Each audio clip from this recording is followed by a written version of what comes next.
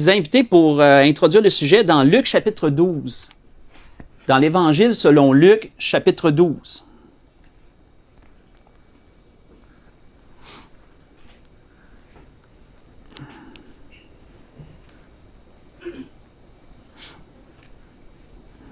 Évangile selon Luc chapitre 12, on va lire une situation qui est survenue avec un jeune homme puis le Seigneur à partir du verset 13. À partir du verset 13 jusqu'au verset 21.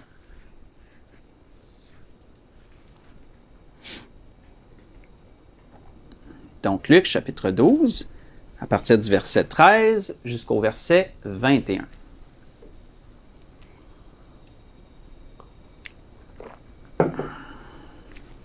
Je vois qu'il est dit, « Quelqu'un dit à Jésus du milieu de la foule, « Maître, dis à mon frère de partager avec moi notre héritage. » Jésus lui répondit, « Ô homme, qui m'a établi pour être votre juge ou pour faire vos partages? » Puis il leur dit, « Gardez-vous avec soin de toute avarice, car la vie d'un homme ne dépend pas de ses biens. Serait-il dans l'abondance? » Et il leur dit cette parabole. Les terres d'un homme riche avaient beaucoup rapporté. Et il raisonna en lui-même, disant, « Que ferai-je? Car je n'ai pas de place pour rentrer ma récolte. Voici, dit-il, ce que je ferai. J'abattrai mes greniers, j'en bâtirai de plus grands, j'amasserai toute ma récolte et tous mes biens. Et je dirai à mon âme, tu as beaucoup de biens en réserve pour plusieurs années. Repose-toi, mange, bois et réjouis-toi. » Mais Jésus lui dit, « Insensé, cette nuit même ton âme te sera redemandée. Et ce que tu as préparé, pour qui sera-ce?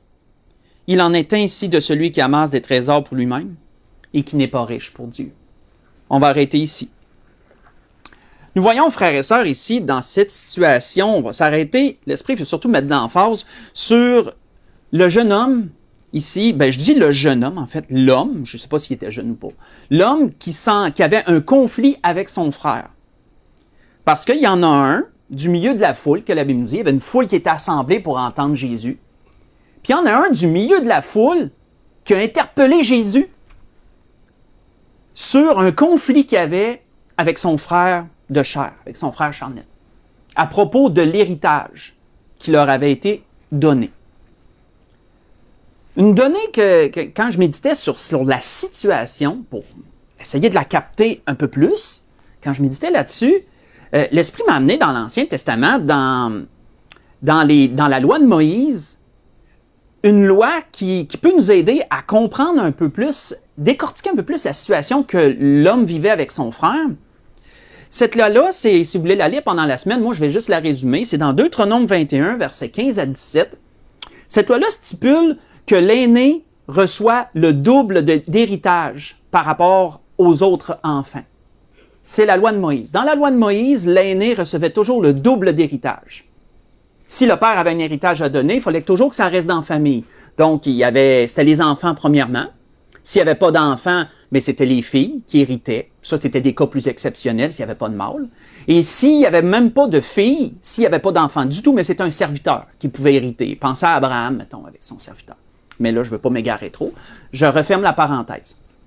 Mais la loi, ce qui stipulait, dans la loi de Moïse, que je vous ai relaté, disait que l'aîné recevait le double. Donc, frères et sœurs, quand on reprend cette situation pour la comprendre un peu plus, on peut logiquement, on peut amener l'idée que l'homme qui se plaignait de son frère était le cadet, était plus jeune, puis que son frère qui avait l'héritage était l'aîné. Voyez-vous, on amène une donnée de plus qu'on n'a peut-être pas pensé, puis vous allez voir qu'on va s'en aller avec ça. Donc, on voit que l'homme interpelle le Seigneur, puis il dit, « Seigneur, dis à mon frère de partager notre héritage. » On ne sait pas trop. On sait que son frère, de ce qu'on a compris avec la loi, son frère devait être l'aîné. Son frère avait reçu le double d'héritage de lui. Ou peut-être qu'il y avait tout l'héritage, puis c'était à lui de départager dans le fond, de se garder le double, puis de départager le restant avec lui, le frère en question-là. Puis on voit qu'il ne le faisait pas.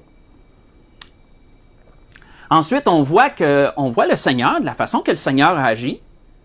Le Seigneur, malgré l'autorité qu'il avait, le Seigneur n'a pas pris cette cause-là Puis il n'a pas agi comme Moïse dans le désert qui s'assisait à journée longue, à écouter les causes charnelles de chacun, commencer à départager, à juger des petites causes, des ci, des ça. Non, le Seigneur a dit, qui m'a établi pour partager vos biens? La mission du Seigneur était tellement au-dessus des biens temporels que c'est pas une cause que le Seigneur a pris, mais le Seigneur s'est attaqué plutôt à la racine du problème qui était l'avarice. Que le grand frère, l'aîné en question, qui ne voulait pas partager l'héritage pour on ne sait pas trop quelle raison. Le Seigneur s'est attaqué à l'avarice, lui. Puis le Seigneur il a amené cette parabole qu'on a vue par la suite, qui démontre qu'il est important d'être en règle devant Dieu plutôt que d'amasser des trésors sur la terre. Parce que si on met juste l'emphase ici-bas, puis qu'on est pauvre pour Dieu, mais on va s'en trouver bien mal plus tard. Mais on va aller encore plus loin que ça, frères et sœurs. L'Esprit veut vraiment nous sortir quelque chose ce soir, nous faire ressortir quelque chose. Je vous avoue que ça m'a surpris moi-même. Moi-même, je ne pensais pas que l'Esprit s'en allait là. Et ça a été quelque chose de cerner tout le message. Donc, je vous prie d'être patient envers moi. Je vais tenter de bien le rendre selon ce que l'Esprit m'a montré. On voit que le jeune homme ici, frères et sœurs, une question qu'on va se poser, c'est, on va aller encore plus loin, qu'est-ce qui a amené ce jeune homme-là, premièrement, à oser interpeller le Seigneur de la foule?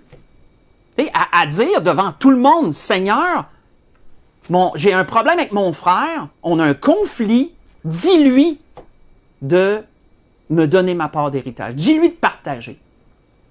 Qu'est-ce qui l'a amené à faire ça, frères et sœurs? C'est ses attentes qui l'ont amené à faire ça. Cet homme-là s'était fait des attentes envers son frère. Cet homme-là s'est dit, dans sa logique à lui, mon frère a l'héritage, j'ai le droit, moi aussi, d'en avoir une part. On ne sait pas trop pourquoi il ne partageait pas, etc. Mais il s'est dit, mon frère me doit de l'argent. Mon frère me doit ma part. Dans sa tête, il s'était créé une attente envers son frère. Il s'était dit, il me doit. Je l'exige, je le veux, il me le doit. Et c'est cette attente-là qui s'était créée, qui a fait qu'il a interpellé le Seigneur devant la foule, pour que le Seigneur règle le problème. Parce que le Seigneur, avec la réputation que s'était acquis de sagesse, d'enseignement, d'autorité, bien certainement que le jeune homme s'est dit que Jésus était la personne toute désignée pour trancher puis donner une juste rétribution des choses. Mais non seulement, frères et sœurs, cet homme-là, non seulement cet homme-là s'était créé une attente envers son frère, puis c'est ça qui l'a poussé à présenter ça devant tout le monde, mais en plus, cet homme-là s'était doublement créé des attentes parce qu'il s'était créé une attente envers Jésus. Parce qu'il s'est dit, Jésus doit régler cette cause-là. Et c'est pour ça qu'il a dit au Seigneur, dis à mon frère de partager. Il s'était créé une attente envers son frère qui l'a amené certainement à avoir une relation assez houleuse entre les deux. J'imagine même que le frère était là, puisque la Bible nous dit, dis à mon frère, ça veut dire que le frère devait être alentour, il devait être lui aussi dans la foule. Et ça devait certainement, cette attente-là que lui s'était créée envers son frère pour qu'il donne sa part d'héritage, certainement que ça amenait certainement une relation peut-être tendue entre les deux. On peut s'imaginer, hein. S'il y en a un qui pense qu'il est lésé dans ses droits par l'autre, ben, puis qu'il demande à l'autre, donne-moi quelque chose, puis que l'autre ne le donne pas, ben, on peut s'imaginer que ça crée une relation tendue. Fait que ça devait être une relation assez tendue entre les deux frères. Mais là, on voit qu'en plus, cet homme-là se crée doublement des attentes parce que là, il se crée des attentes aussi envers Jésus en se disant, ben Jésus doit, je lui demande, il doit régler ça.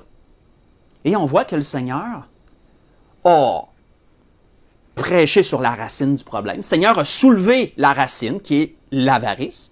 Le Seigneur a amené l'enseignement par rapport à l'avarice. Mais est-ce que la cause, elle a été réglée? Non.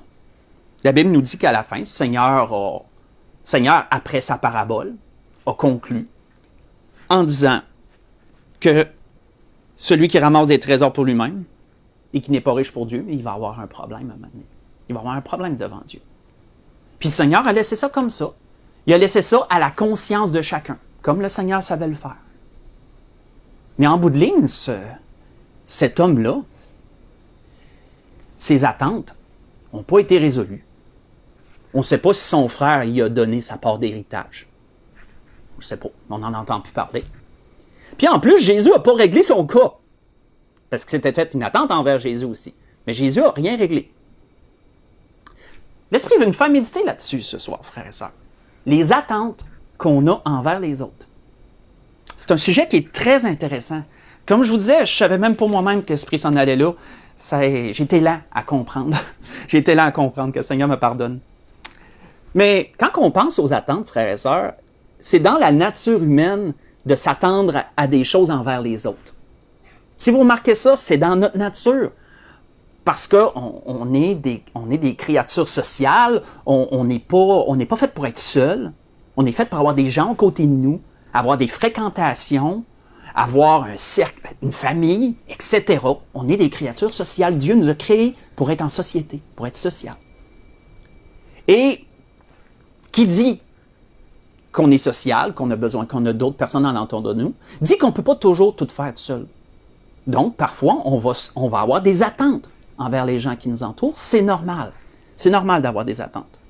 Puis on peut avoir des attentes pour diverses raisons. On peut avoir des attentes parfois parce qu'on a un besoin. On a un besoin personnel à combler. Puis on sait que la personne, que ce soit notre frère de chair, sœur de chair, parents, nos amis peut-être, nos frères et sœurs d'église, on sait que quelqu'un peut combler notre besoin.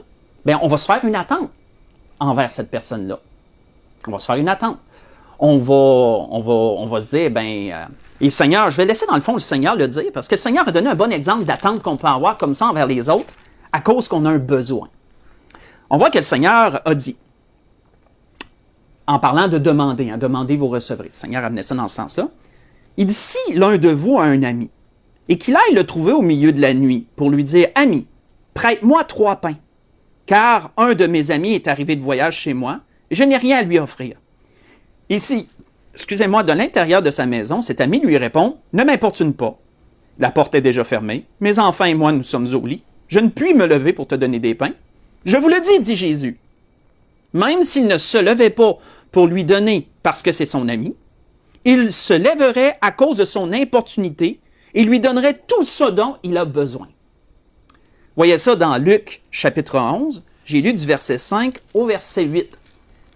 Autrement dit, Jésus amenait l'exemple de demander de recevoir. Demandez, vous recevrez. Il amenait l'exemple. Tu as un besoin. Ton ami que tu connais, il y a de quoi à t'aider. Il y a de quoi t'aider. Ben, tu vas te créer une attente parce que tu vas t'attendre à ce que ton ami t'aide puisqu'il est capable de t'aider. Puis Jésus dit, il va t'aider. Il va peut-être, dépendant de quand tu lui demandes, comme là, l'exemple est au milieu de la nuit, ben Jésus dit, il t'aidera peut-être pas parce que c'est ton ami, mais parce que tu l'importunes, puis dans le fond, il veut retourner se coucher, ben, il va te donner tout ce dont tu as besoin. Il va répondre à tes attentes, autrement dit. Donc, c'est un exemple ça, d'attente. Un autre type d'attente, c'est quand, mettons, il y a un engagement, une parole qui est donnée, un contrat signé. Des exemples que je connais, des exemples, mettons, j'étais dans l'Ancien Testament, mais je n'irai pas, mais vous pouvez lire pendant la semaine, dans Deutéronome 24, versets 14 et 15, qui dit simplement que l'ouvrier mérite son salaire. Autrement dit, on va se créer une attente quand il y a un engagement. Admettons que je m'en vais travailler pour un employeur qui s'engage à me donner un salaire, mais je vais avoir une attente. Mon attente, c'est que je travaille puis que je reçoive de l'argent, je reçoive un salaire. Donc, ça, c'est un autre type d'attente. C'est un autre type d'attente qui peut nous amener, quand il y a un engagement, quand il y a une pensée, quand il y a quelque chose qui est clairement énoncé, puis qu'on se base là-dessus. Bien là, on se crée une attente par rapport à quelqu'un d'autre, par rapport à ces choses-là. Vous avez besoin d'aide, je ne sais pas, pour déménager. Mettons. Puis quelqu'un vous demande m'en en parler. Puis il y a quelqu'un qui vous dit, moi, je vais venir t'aider. Je vais être là à 10 heures, mettons. Je vais venir t'aider. Bien, vous allez avoir une attente. Je veux dire, vous allez avoir une attente envers cette personne-là parce qu'elle s'est commis. Elle a donné une parole, elle a donné une promesse, peut-être, puis elle a dit qu'elle serait là. Donc, vous allez avoir une attente. Et cette attente-là, ben, vous attendez à ce que vous allez vouloir qu'elle soit comblée. C'est parfaitement normal, puisque la personne il y a un engagement qui est fait. Donc, ça, c'est un autre exemple. Voyez-vous, on a déjà donné 2 exemples d'attente. Et c'est des attentes, frères et sœurs, que ça peut arriver qu'ils ne soient pas toujours comblés. Ça peut arriver. Comme dans le premier temps, ça peut arriver qu'on s'attende à ce qu'on a un besoin, puis on s'attend à ce que quelqu'un nous aide parce qu'il est capable, on le sait qu'il est capable de nous aider. Ça se peut que la personne, elle ne nous aide pas. Et ça génère toutes sortes de sentiments. Ça peut générer de la déception, de la frustration, de la colère, etc. De l'animosité, ça peut générer de l'agressivité, je ne veux pas aller trop loin non plus. Là. Mais voyez-vous que ça peut générer toutes sortes de sentiments négatifs en nous, qu'on va devoir gérer. On va devoir gérer ça. Comme que l'engagement, c'est la même affaire. Jacques nous donne l'exemple, je ne me souviens plus exactement où, mais Jacques nous donne l'exemple d'ouvriers qui ont été lésés, d'ouvriers qui ont été trompés puis qui n'ont pas reçu le salaire qu'ils étaient supposés recevoir, puis que Jacques blâme les riches pour ça. Mais c'est un autre exemple. Ça peut arriver qu'on soit dans ce type d'engagement-là, qu'on ait des attentes à cause que quelqu'un nous avait donné une parole sur quelque chose, puis que ça, en fin de compte, on ne l'a pas. Bien, ça va générer aussi des sentiments divers qui sont souvent négatifs, comme de raison. À cause, c'est toujours l'attente qui fait ça. C'est toujours l'attente qu'on s'est fait envers autrui qui cause ça. Et c'est normal d'avoir ce genre d'attente-là. Mais il y a une attente que l'Esprit veut cibler, que je vous dirais qui est plus dommageable, qui est un piège du diable, qui est plus dangereuse, dont on doit prendre garde. Et pour ça, on va aller voir une parabole du Seigneur dans Matthieu 20. Dans Matthieu 20, on va voir en même temps une 3e type d'attente qu'on peut se faire envers autrui. Dans Matthieu chapitre 20, dans une parabole, elle se trouve là. Dans la parabole des ouvriers. En Matthieu chapitre 20, si on lit à partir du verset 1. Donc, jusqu'à présent, on a parlé du jeune homme, je dis encore jeune homme, en tout cas. L'homme qui a eu un conflit avec son frère, si vous venez en introduction, on a vu pourquoi il a fait ce qu'il a fait, pourquoi il a interpellé le Seigneur, pour double attente. Il y avait des attentes envers son frère, il fallait que son frère lui donne une part. Dans sa tête, c'est un dû, et donc il y avait des attentes. C'est pourquoi il a interpellé le Seigneur. Il s'est fait des attentes envers le Seigneur. On l'a vu aussi. Pourquoi? Parce qu'il a dit, Seigneur, traite cette cause-là, départage. Puis on peut voir que dans les 2 cas, dans le fond, il a été doublement déçu probablement parce que ça ne semble pas s'être réglé. Puis en plus de ça, le Seigneur n'a pas tranché la situation. Donc, on voit les attentes qu'on peut avoir envers autrui, qu'on peut se faire. On a vu des types d'attentes, on en a vu 2, ce qu'on vient de voir, 2 types d'attentes différents. On en voit une 3e, et celle-là, l'Esprit veut nous avertir sur ce type d'attente-là. On voit dans Matthieu chapitre 20, à partir du verset 1, il est dit, on va lire la parabole au complet, jusqu'au verset 16, « Car le royaume des cieux, disait le Seigneur, est semblable à un maître de maison qui sortit dès le matin afin de louer des ouvriers pour sa vigne. Il convint avec eux d'1 denier par jour. » Donc, voyez-vous, ça, c'est la 2e type d'attente. 2e type d'attente. Hein, il y a un engagement, là. Il y a un salaire qui est convenu d'avance, donc ceux qui travaillent doivent s'attendre à recevoir ça. Et il envoya à sa vigne. Il sortit vers la 3e heure. Il vint avec d'autres qui étaient sur la place sans rien faire. Il en vit d'autres. Et il leur dit, « Allez aussi à ma vigne, je vous donnerai ce qui sera raisonnable. » Et ils y allèrent. Il sortit de nouveau vers la 6e heure et vers la 9e heure, et il fit de même. Et étant sorti vers la 11e heure, il en trouva d'autres qui étaient sur la place, et il leur dit, « Pourquoi vous tenez-vous ici toute la journée sans rien faire? » Ils lui répondirent, « C'est que personne nous a loués. »« Allez aussi à ma vigne, leur dit-il. » Et quand le soir fut venu, le maître de la vigne dit à son intendant, « Appelle les ouvriers et paie-leur le salaire, en allant des derniers aux premiers. » Autrement dit, en partant de ceux qui ont travaillé le moins à la 11e heure, jusqu'aux ceux qui ont travaillé toute la journée dès la 1re heure. Donc, dès la 3e heure, en tout cas. Donc, dès on voit que ceux de la 11e heure vinrent, parce que là, tous les ouvriers voyaient ce que tout le monde recevait. Ceux de la 11e heure vinrent et reçurent chacun un denier. Et notez ce que les premiers ont fait. Les premiers vinrent ensuite, croyant recevoir davantage. Mais pourtant, c'était la deuxième type d'attente là, qui était supposée d'être. Ils avaient convenu de quelque chose, c'était clair, c'était ça. Mais eux se sont créés un autre type d'attente, frères et sœurs. Se sont créés un autre type d'attente. Les premiers vinrent ensuite, croyant recevoir davantage, mais ils reçurent chacun un denier.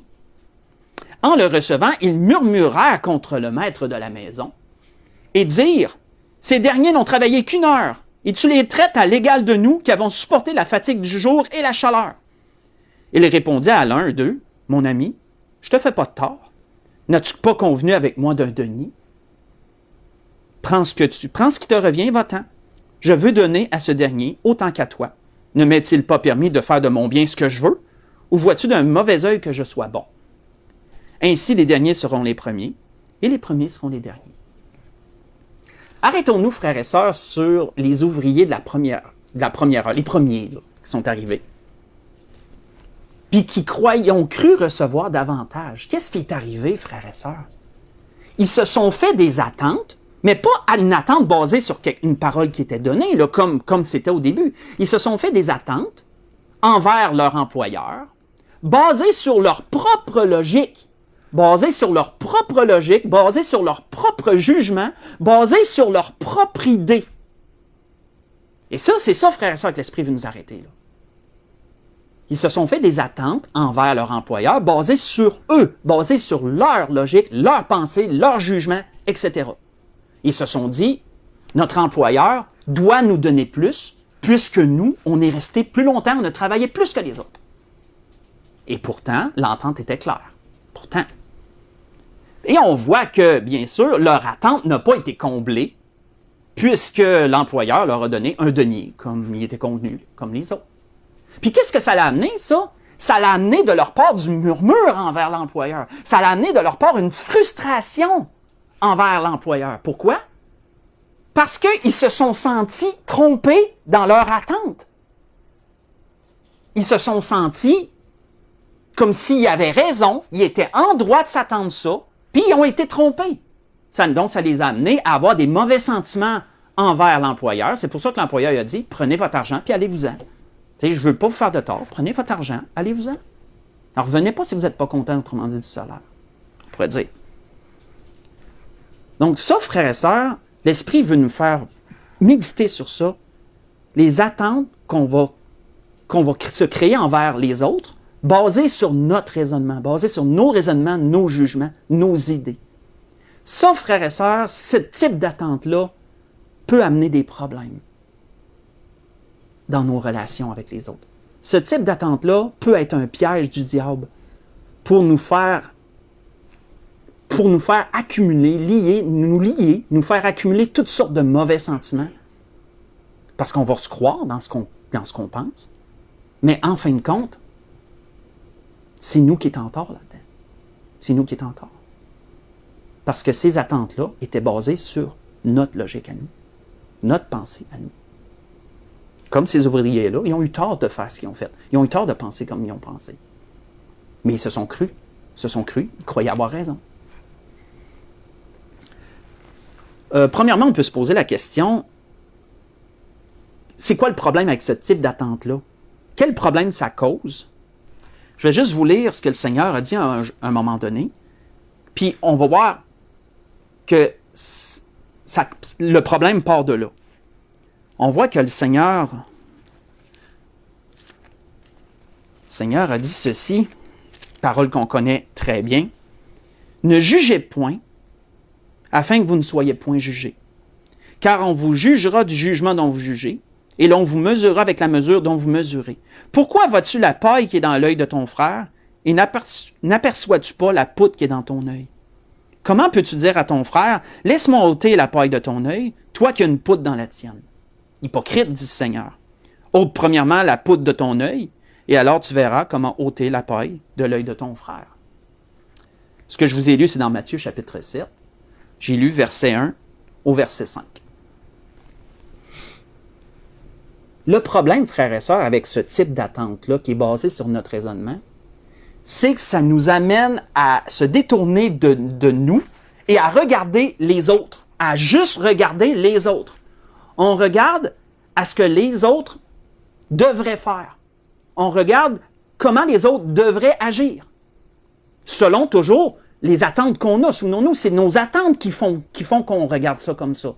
C'est nos attentes basées sur notre logique envers autrui, nos attentes envers autrui basées sur notre logique qui génèrent ça. Donc, on se met à plus voir la poutre qui est dans notre œil, puis on se met à voir la paille qui est dans l'œil de l'autre. Parce qu'on se dit, cette personne-là, elle peut faire ça, elle devrait faire ça, elle devrait agir comme ça.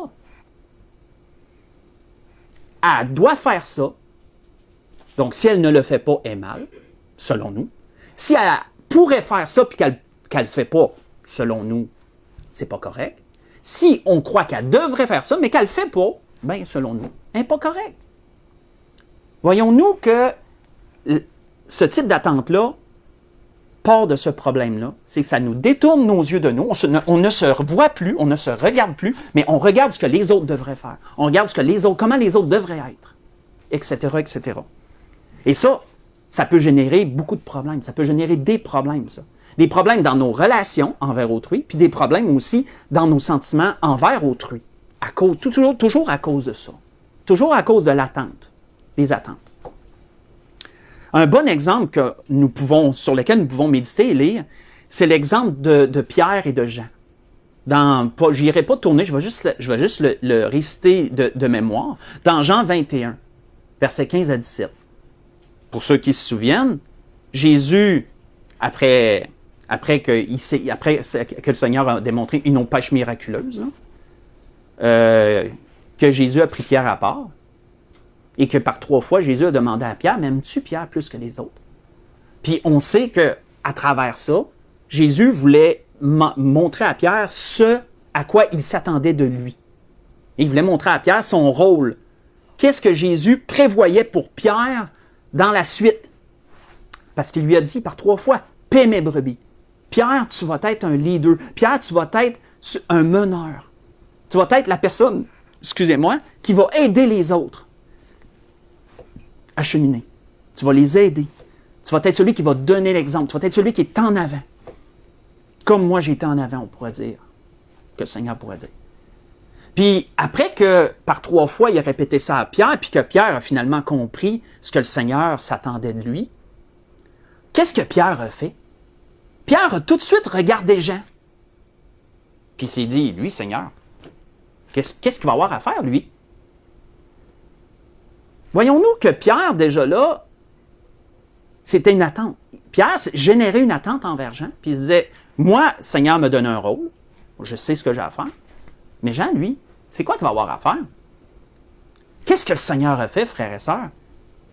La parole que le Seigneur a dit à Pierre ramène tellement ce que l'Esprit nous dit ce soir. Le Seigneur a dit à Pierre, toi, suis-moi.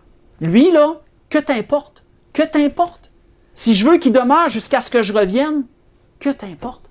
Qu'est-ce que tu as à t'occuper de ce que lui va faire? Toi, suis-moi. Toi, fais ce que toi, tu as à faire. En d'autres mots. Et ça, frères et sœurs, c'est cette pensée-là qui peut nous aider à maîtriser, à contrôler les attentes qu'on va se faire envers autrui, basées sur nos jugements. Ça peut nous aider, ça va nous aider à contrôler ça, à gérer ça. Si on reste dans la pensée que nous, on a à faire ce que on doit faire, nous, qu'on doit garder les yeux sur nous. C'est pas mal d'avoir des attentes, on en a parlé. On peut avoir des attentes envers autrui pour des besoins qu'on a. C'est correct. Ça ne veut pas dire qu'ils vont être nécessairement répondus, mais c'est correct d'en avoir, c'est normal. On a besoin les uns des autres. On peut avoir des attentes envers des choses claires, un employeur, une promesse. C'est normal. Parce que la parole nous enseigne, surtout la parole nous enseigne de respecter notre parole, d'honorer nos engagements, etc. Donc, On peut s'attendre que oui, on peut se baser là-dessus. On peut se faire des attentes par rapport à ça, c'est normal. Mais oui, ça peut arriver que pour raison quelconque, ça soit pas toujours, nos attentes ne soient pas toujours exaucées, répondues. Puis ça peut générer des choses qu'on a à gérer, oui. Mais ce troisième type d'attente-là, frères et sœurs, c'est le piège. C'est le piège. C'est les attentes qu'on se fait envers autrui basées sur nos raisonnements à nous. Ça, c'est dangereux. Ça, c'est dangereux. Ça peut amener toutes sortes de choses mauvaises, ça. Et ça, on doit prendre garde. Et on a vu comment les ouvriers ont agi. On a vu comment Pierre s'en allait vers là par rapport à Jean, puis le Seigneur a tout de suite coupé ça. Il a dit, laisse faire lui, toi, suis-moi, toi. Toi, suis-moi. On voit que le Seigneur a dit aussi une parole qui peut nous donner la bonne attitude envers, dans ce sens, dans ce type d'attente-là. On voit que le Seigneur avait dit ceci un jour, « Tout ce que vous voulez que les hommes fassent pour vous, faites-le de même pour eux, car c'est la loi et les prophètes. » Vous voyez ça dans Matthieu 7, verset 12. Je le répète. Tout ce que vous voulez que les hommes fassent pour vous. C'est quoi ça? Tout ce que vous voulez que les hommes fassent pour vous? Ça, c'est des attentes. C'est des attentes qu'on se fait. Des attentes qu'on se fait d'autrui, hein, qu'on se fait envers autrui. Donc, c'est correct. Le Seigneur dit, tout ce que vous voulez que les hommes fassent pour vous. Donc, les attentes, tout type d'attentes, confondues. Le Seigneur dit, c'est quoi la première affaire à faire? Faites-le de même pour eux. Soyons pas des gens qui se créent des attentes envers autrui, puis qui n'agissent pas. Parce qu'on attend que l'autre agisse. Parce qu'on se dit qu'il devrait agir sur ci ou sur ça. Il devrait faire ci, il pourrait faire ci, il pourrait faire ça. Soyons plutôt des gens dans l'action. Soyons plutôt des gens qui qui répondent aux attentes d'autrui. Inversons ça. Des gens qui tentent de répondre aux attentes d'autrui, mais pas des gens qui se font des attentes envers autrui basées sur nos raisonnements, puis qu'on reste ça de même, puis qu'on attend que quelqu'un fasse quelque chose. Puis, il le fait pas, ben là, on est frustré après lui parce qu'il le fait. Il le fait pas. Hey! Alors, on voit une parole de sagesse. On s'en va tranquillement vers la conclusion. Une parole de sagesse de Salomon dans l'Ancien Testament, dans l'Ecclésiaste. Allons dans l'Ecclésiaste au chapitre 11. Alors, on voit ce qu'il nous y est dit. Dans l'Ecclésiaste au chapitre 11.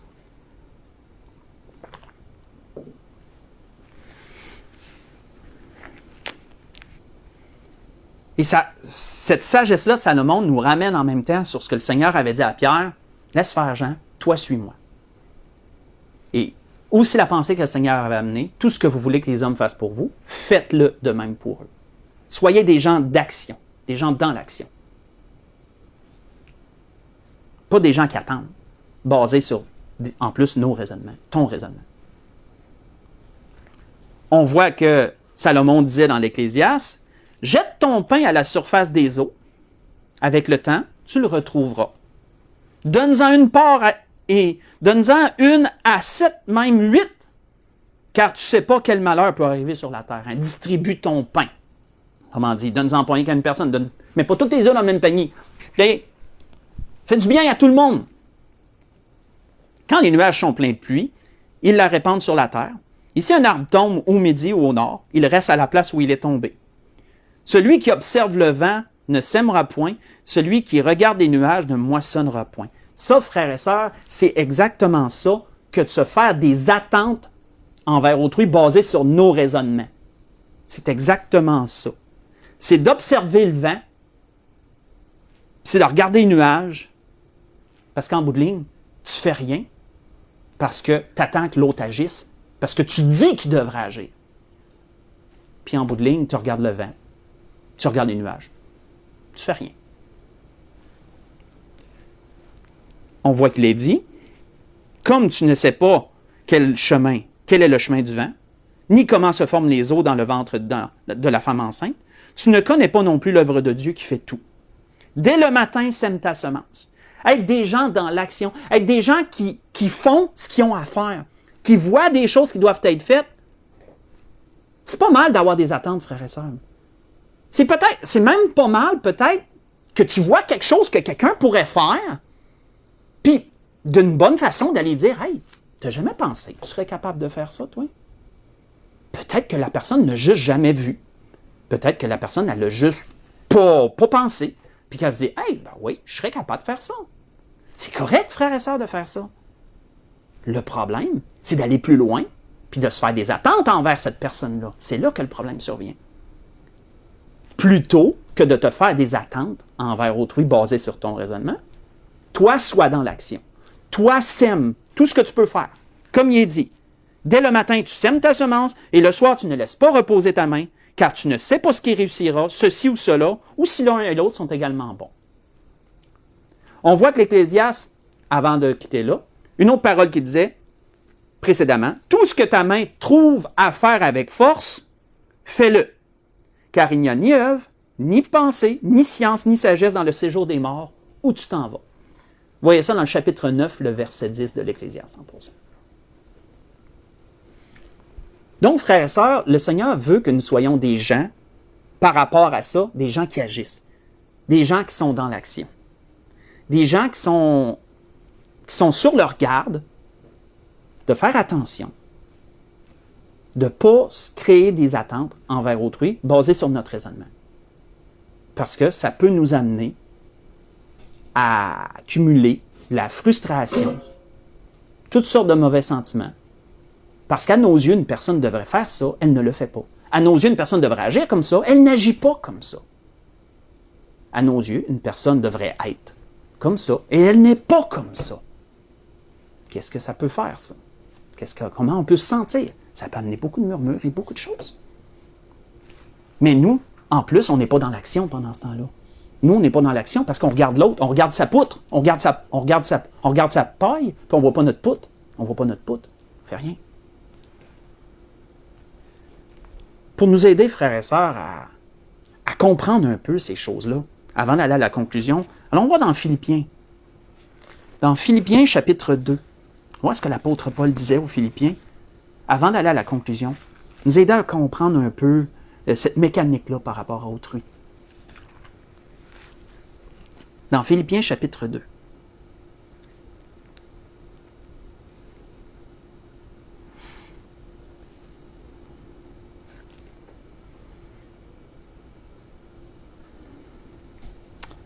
Philippiens, chapitre 2. À partir du verset 12, l'apôtre Paul dit « Ainsi, mes bien-aimés, comme vous avez toujours obéi, travaillez à votre salut avec crainte et tremblement. » Travaillez à votre salut, votre vie spirituelle, vos œuvres, avec crainte et tremblement. Non seulement comme en ma présence, mais plus encore maintenant que je suis absent. Car c'est Dieu qui produit en vous le vouloir et le faire selon son bon plaisir. Faites toutes choses sans murmure ni hésitation. On va arrêter ici. Frères et sœurs, si c'est Dieu qui produit en nous le vouloir et le faire selon son bon plaisir, c'est aussi Dieu qui va produire dans nos frères et nos sœurs les choses à faire selon son bon plaisir. Vrai? Oui, je sais que c'est vrai. S'il le fait pour nous, le Seigneur le fait aussi pour notre prochain, pour nos frères et nos sœurs dans le Seigneur, pour nos enfants, etc., etc. Ce que nous devons comprendre, frères et sœurs, par rapport à ça, c'est que nous avons chacun à gérer notre propre vie spirituelle. Et ça nécessite un cheminement, ça. Nous avons chacun un cheminement à faire pour nous rendre d'un point A au point B. Seigneur connaît nos cœurs, Seigneur connaît nos besoins, Seigneur connaît nos intentions envers lui, Seigneur connaît toutes choses. Et c'est le Seigneur qui produit les œuvres. C'est le Seigneur qui peut produire le vouloir et le faire pour des choses. Mes frères et sœurs, si quelqu'un dans son cheminement n'est pas rendu à la même place que nous, il n'est pas rendu là, qu'est-ce qu'on va faire, frères et sœurs, à se créer des attentes envers lui? Puis en plus de ça, à peut-être y mettre de la pression. On peut premièrement y dire, tu n'as jamais pensé, mettons, que ça pourrait être bien? Peut-être que tu as raison, ce serait bien de dire. Mais arrête ça là. Parce qu'après ça, si tu mets une pression sur quelqu'un pour qu'il fasse quelque chose qui aille dans un sens, parce que dans ta logique à toi, tu te dis, Moi, je m'attends de ça, de cette personne-là, puis elle devrait être capable de faire ci, ou elle devrait faire ci, elle devrait faire ça, elle devrait aller là, etc. Mais là, on tombe dans d'autres choses, frères et sœurs. Là, on tombe dans d'autres choses. Tu tombes même en dehors de ce que le Seigneur te demande. Et en plus de ça, tu peux accumuler frustration et colère et toutes sortes de choses à propos de cette personne-là. Mais frères et sœurs, peut-être qu'elle n'est même pas rendue là. Dans son cheminement, Dieu n'a pas produit en elle le vouloir et le faire pour ça. Elle n'est pas rendue là. Donc, cette attente-là que tu te fais, voyons-nous que ça devient un piège. Ça devient dangereux. Ça cause des problèmes. Ça peut causer toutes sortes de problèmes. Dans notre relation avec cette personne-là, ça peut même aller moins bien à cause de ça. Mais en bout de ligne, quand tu y penses, tu te dis, ouais, c'est moi. C'est mes attentes, là. C'est moi qui a causé. C'est moi un peu qui nuit à ça. Qu'est-ce que la Bible nous dit pourtant, avant de conclure? Qu'est-ce que la Bible nous dit? L'apôtre Paul disait ceci aux Romains. Il dit, ne devez rien à personne si ce n'est de vous aimer les uns les autres. Car celui qui aime l'autre a accompli la loi. Donc, frères et sœurs, si nous comprenons ce que l'Esprit nous dit ce soir, puis j'espère que j'ai été assez clair, j'étais tellement mêlé moi-même, jusqu'à ce que le Seigneur demande les choses.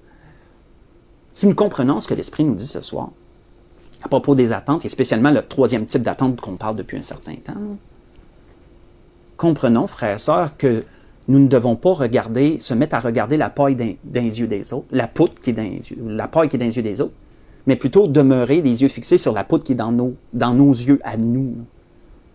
Travailler à notre salut, être dans l'action. Toi, suis-moi. Puis prendre garde aux attentes qu'on se génère à propos des autres, spécialement celles qui viennent de notre logique à nous. Parce que l'autre, il y a des choses que tu ne peux pas t'attendre de lui. Il n'est peut-être pas là. Peut-être qu'il ne se sent pas capable. Il y a bien des choses que lui-même, envers Dieu, il a à gérer dans sa relation avec Dieu. Puis s'il ne le fait pas pantoute, ben coudonc. Ça sera à lui d'en rendre compte devant le Seigneur en bout de ligne. Mais toi, ce que ta main trouve à faire avec force, toi, ce que tu peux faire, fais-le. Attends pas l'autre. Regarde pas les nuages passer. Regarde pas le vent souffler. Écoute pas le vent souffler. Toi, fais ce que tu as à faire. Fais l'action que tu as à faire. Tu vois un besoin? Tu t'attends que quelqu'un peut le combler à ta place? Il ne voit pas, il veut pas, il peut pas, il sait pas, peu importe. Ben toi, tu vas le faire. Fais qu'est-ce que tu peux. Fais qu'est-ce que tu peux. Tu vas avoir fait quelque chose, toi. Tu vas avoir été dans l'action, toi. Et si chacun agirait ainsi, frères et sœurs, ben ça va amener ce que l'apôtre Paul nous dit pour conclure. On va conclure là-dessus. Allons dans 1 Timothée 4 pour conclure. 1 Timothée 4.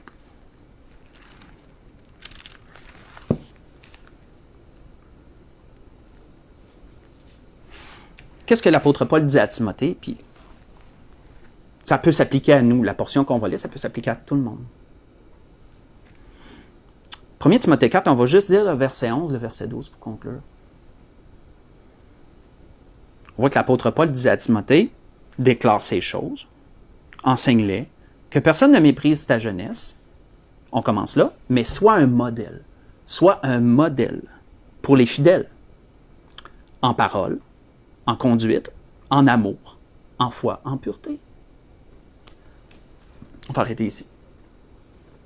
Ce que l'apôtre Paul disait à Timothée, frères et sœurs, c'est de garder son attention non sur les autres, mais de la garder sur lui-même. Être un modèle, c'est de travailler à ton salut, d'être dans l'action, dans ce que toi, tu peux faire, des attentes que toi, tu peux combler envers autrui, des choses que tu peux faire pour l'œuvre du Seigneur, dans tous les sens. D'être un modèle dans l'action, d'être un modèle dans tes paroles, dans tes actions, dans tes paroles, dans ta conduite, dans ton amour, dans ta foi, dans ta sanctification, ta pureté, en d'autres mots. C'est pas pour rien que l'apôtre Paul disait ça à Timothée, frères et sœurs, parce que s'il y a d'autres pasteurs qui m'écoutent ce soir ou qui vont m'écouter éventuellement, bien, en tant que pasteur, je peux vous dire, on sait ça, là, on est les premiers à devoir gérer ça, ce type d'attente-là. On est les premiers. Parce qu'en tant que pasteur, frères et sœurs, on voit je peux le dire, je peux en témoigner, la Bible nous dit connaître tes brebis. On vient qu'à connaître les membres de l'Église. On vient qu'à connaître leurs dons, un peu leur aptitude. Puis on se met, je vous le dis, on se met à avoir des pensées envers les membres. De dire, telle personne pourrait faire telle chose. Cette personne-là, elle pourrait faire plus qu'elle fait. Puis on se met à avoir des attentes comme ça.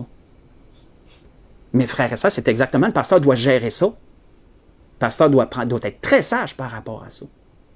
Parce que là, en voyant ça, il peut se mettre à avoir des attentes envers les membres, de dire tel membre devrait faire ça, lui devrait en faire plus, lui devrait être là plus souvent, ou tu sais, plein de choses comme ça.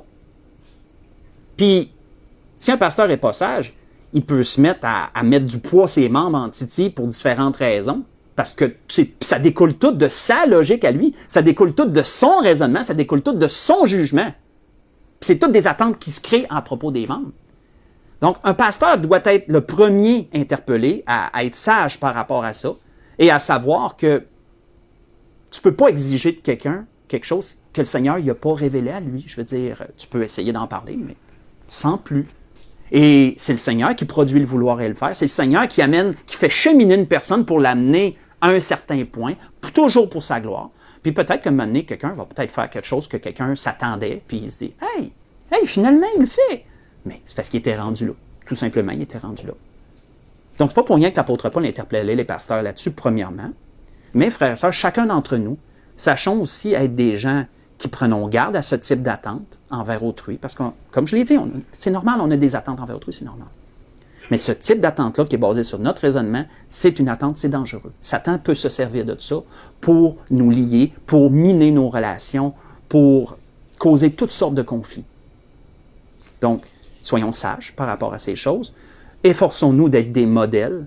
Soyons des gens dans l'action, des enfants de Dieu dans l'action, qui travaillent à notre salut, à nous, qui sont des gens qui nous suivons le Seigneur.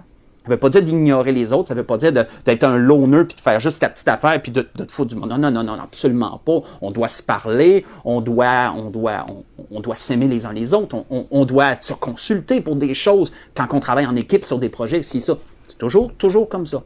Mais prenons garde aux attentes, frères et sœurs. Surtout ce type d'attente-là. C'était ce que l'Esprit voulait nous donner ce soir. Donc, je voudrais vous souhaiter à tous et à toutes une belle fin de soirée. Que le Seigneur vous bénisse, que le Seigneur vous dirige, que le Seigneur vous accorde un bon restant de semaine. Et on va se dire à dimanche matin. Pour les cantiques, l'horaire qu'on a mentionné, c'est l'horaire qui va rester. 9h30 les cantiques jusqu'à 10h et prédication à partir de 10h. Donc, bonne semaine à tous, que le Seigneur vous bénisse.